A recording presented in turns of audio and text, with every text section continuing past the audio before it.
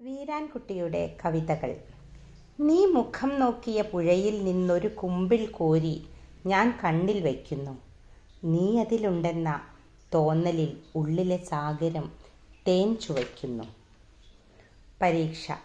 മഴയത്ത് ഒരില ചൂടി നടന്നു പോകുന്നു രണ്ടുപേർ. അവരിൽ ആർക്കാണ് കൂടുതൽ സ്നേഹമെന്ന് എങ്ങനെ അറിയാനാകും? കൂടുതൽ നനഞ്ഞതാരെന്ന് നോക്കിയാൽ മതി. രണ്ടുപേർ ഇഷ്ടത്തോടെ ഒരപ്പം പങ്കുവച്ചു കഴിക്കുന്നു. അവരിൽ ആർക്കാണ് കൂടുതൽ പ്രേമമെന്ന് എങ്ങനെ അറിയും? അപ്പത്തിൻ ചെറുപാതിയിലേക്ക് തിടുക്കപ്പെടുന്ന വിരലുകൾ ആരുടേതെന്ന് നോക്കിയാൽ മതി. തങ്ങളിൽ സ്നേഹത്തെപ്രതി തർക്കിക്കുന്നു രണ്ടുപേർ. അതിൽ ഏറ്റവും പ്രണയമാർക്കെന്നറിയാൻ എന്തുവഴി? അവരിൽ തോൽക്കുന്നതാരെന്നറിയാൻ കാത്തിരുന്നാൽ മതി. ഞാൻ ഉറപ്പായും പറയുന്നു, ആശ്ലേഷിക്കാനല്ലോ ദൈവം കൈകളെ സ്വതന്ത്രമാക്കിയത്.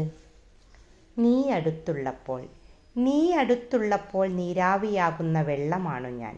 നീ പോയിക്കഴിയുമ്പോൾ മഞ്ഞുകട്ടയായി ഉറയുന്ന അതേ വെള്ളം. തികയാതെ നീയും ഞാനും മാത്രമാവുമ്പോൾ രണ്ടെന്ന അക്കം പോലും എത്ര അധികമെന്ന് തോന്നും, മൂന്ന് തീരെ വേണ്ടെന്നും. എന്നാൽ എന്നോടെത്ര സ്നേഹം എന്നു നീ ചോദിക്കുമ്പോൾ അക്കങ്ങളുടെ അനന്തതയത്രയും എനിക്ക് തികയാതെ വരുന്നു. അകന്നകന്ന് ഓരോ മാത്രയും നിന്നെക്കുറിച്ചുള്ള ഓർമ്മയിലായിരുന്നിട്ടും നീ സ്വന്തമായില്ല. അനുനിമിഷം ഉറക്കം പ്രതീക്ഷിച്ച് കിടക്കുന്നയാൾക്ക് അതു കൈവരാത്തതുപോലെ. Fire service.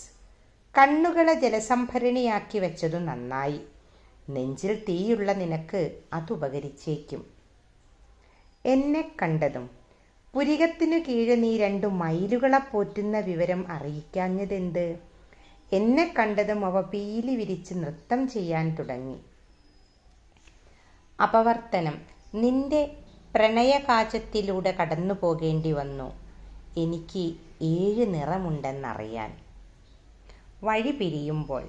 കൈകോർത്തു നടക്കുമ്പോൾ വഴിനീളെ പിന്തുടരുന്ന ഈ നിലാചന്ദ്രൻ നാം വഴിപിരിയുമ്പോൾ എന്തു ചെയ്യും? ദൈവത്തോട് നീ ഒന്ന് മറഞ്ഞിരുന്നാൽ മതി പ്രണയം അധികരിക്കാൻ. എന്നും മറഞ്ഞിരിക്കുന്ന ദൈവത്തോട് അപ്പോൾ എത്രയായിരിക്കും? ആരു കൊണ്ടുവരും? തീപ്പെട്ടിക്കമ്പിൽ വെടിമരുന്നിരിക്കും പോലെ എല്ലാവരിലും ഒരു തീ അടങ്ങിയിരിപ്പുണ്ട്.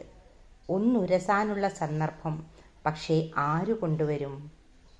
എരിതീയിൽ എന്നിലെ തീ അണയ്ക്കാനുള്ള ജലവുമായി നീ വരുമെന്ന് ഞാൻ കരുതി. നീ കൊണ്ടുവന്നത് എണ്ണയായിരുന്നു. കണ്ണിലുള്ളതിനെ കണ്ടില്ലെന്ന് നടിക്കുന്നുവെന്നല്ലേ നിന്റെ പരിഭവം? ക്ഷമിക്കൂ, എനിക്ക് കണ്ണിലുള്ളതിനെ കാണാനാവില്ല. മേഘസന്ദേശം. ഉള്ളറിയാൻ ഉരച്ചു നോക്കിയതാണ് കല്ലിനെ. അകത്ത് മേഘമയച്ച മിന്നലുകളുടെ രഹസ്യശേഖരം കണ്ട് കണ്ണഞ്ചി. അനന്യത.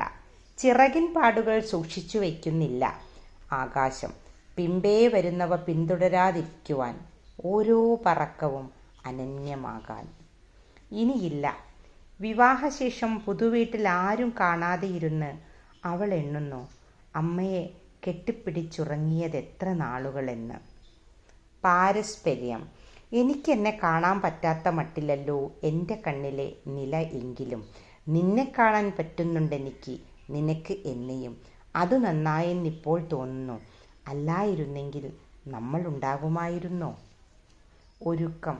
എല്ലാം സാഗൂതം കേൾക്കുന്ന മകളോട് അമ്മ പറഞ്ഞു, ഇത്രയും ശ്രദ്ധ വേണ്ട, നീ ഇപ്പോഴേ അമ്മയാവാൻ തുടങ്ങുന്നു.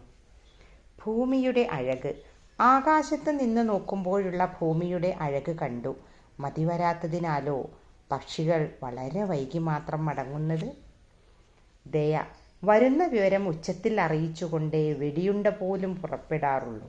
അത്രയും കരുണയെങ്കിലും നിനക്കെന്നോട് കാണിച്ചാലെന്ത്? നിഗൂഢം. കവികൾ പറഞ്ഞു, ഈ മഴ നിന്റെ കണ്ണീര്, മിന്നൽ ചിരി, മേഘഗർജനം കോപം, നിലാവ് നിന്റെ വാക്കുകൾ. ഞാൻ പറയുന്നു, നീ ദൈവമെഴുതിയ കവിതയിലെ അമൂർത്തമായ ഒരു വരി.